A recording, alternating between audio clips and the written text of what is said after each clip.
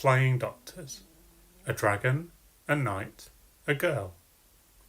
Their names are Gadabout the Great and Zog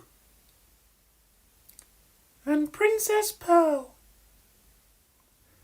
Pearl gives people medicines and pills and vaccinations, and Gadabout is expert at performing operations. Zog is good at flying, though not so good at landing, but Gadabout and Princess Pearl are always understanding. Flying high one morning, they heard a mermaid wail. "I'm sunburnt and it hurts," she cried, and swished her scaly tail.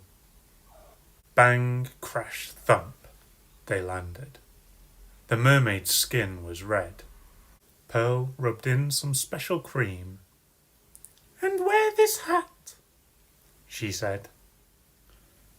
"Thank you," said the mermaid as she waved a fond goodbye.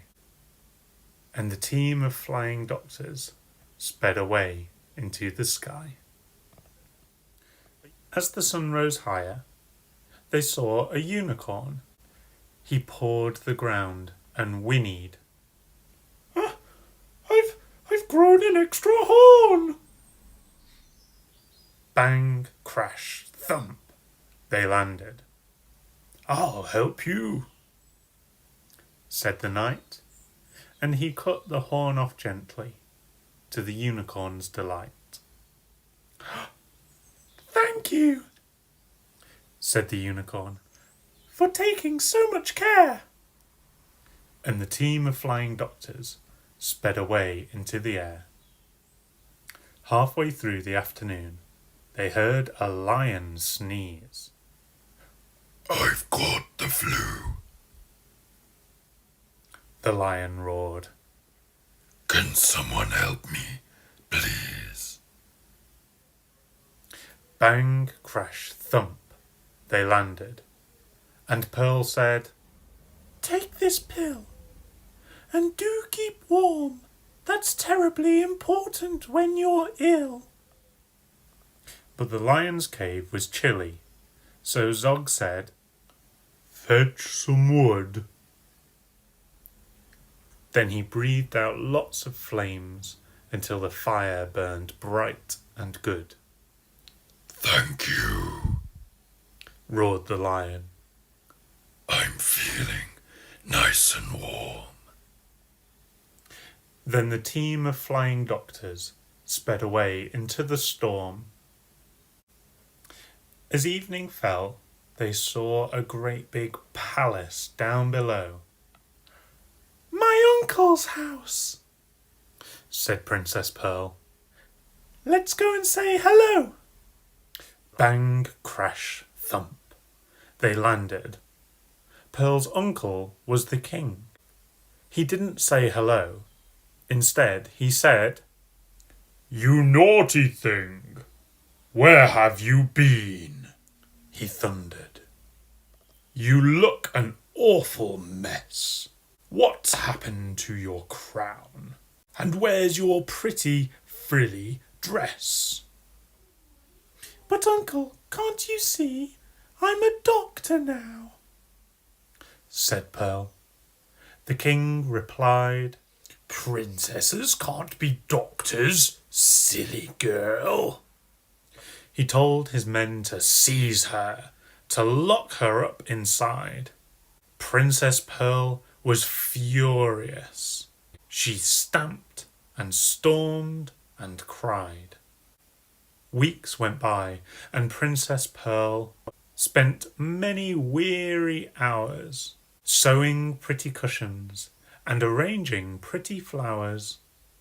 The others tried to rescue her with all their might and main, but they simply couldn't manage. All their efforts were in vain. Each night they flew to visit her and perched upon her sill. And one dark night she told them that the king had fallen ill. The king grew worse. His head was sore. His arms and legs felt weak. His skin had turned bright orange, and he found it hard to speak. He called a lot of doctors, a new one every day. "What is this illness?" he would croak, but they simply couldn't say. They didn't know the answer, but Pearl was pretty sure. "It looks like orange fever." And she read about the cure. "Grated horn of unicorn, a mighty lion's sneeze, some mermaid scales, a little slime, and 1/2 pound of cheese." She told the others what to get. "And do be very quick. My uncle could be dying. He looks extremely sick." Away flew Zog and Gadabout. They reached the lion's den.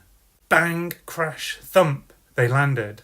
He sneezed for them, and then they flew back to the forest, where the grateful unicorn was very pleased to give them his unwanted, sawn-off horn. Back to the mermaid's rock they flew. She gladly gave some scales, and her sea snail friends allowed them to collect their slimy trails. Zog said, "I'm exhausted."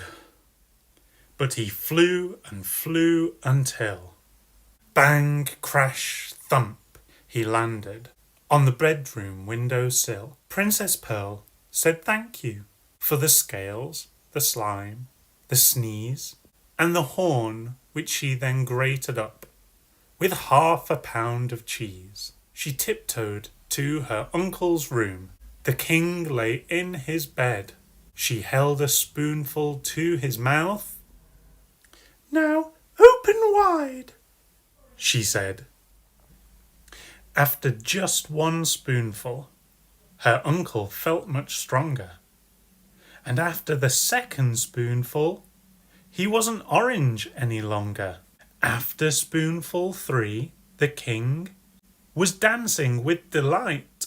"Princesses can be doctors. You were absolutely right. I'm sorry that I locked you up. Of course, you must go free. But do come back and visit me, and bring your friends for tea." "Hooray!" cried Pearl, and out she ran to join the other two.